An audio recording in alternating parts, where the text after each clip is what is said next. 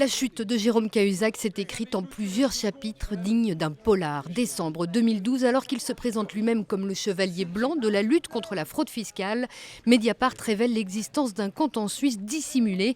L'article se base sur une conversation enregistrée par erreur sur le répondeur de l'un de ses principaux rivaux politiques. Ce n'est pas un message qui m'est adressé, c'est l'enregistrement fortuit d'une conversation dont je reconnais que l'un des deux est la voix de Jérôme Cahuzac. Alors, ministre du Budget, il nie d'abord les faits. Je n'ai jamais eu de compte à l'étranger, ni maintenant, ni avant.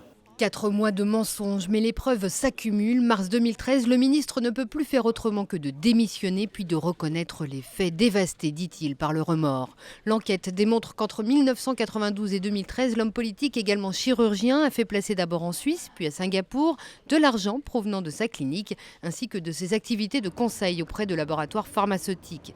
Ces déboires avec son ex-femme alimentent la procédure. Elle avait en effet engagé un détective privé en vue de leur divorce. Patricia Ménard est elle aussi poursuivie pour fraude fiscale et blanchiment. Pas sûr que les anciens époux Cahuzac puissent s'en expliquer dès cette semaine devant le tribunal. La défense a prévu de déposer une question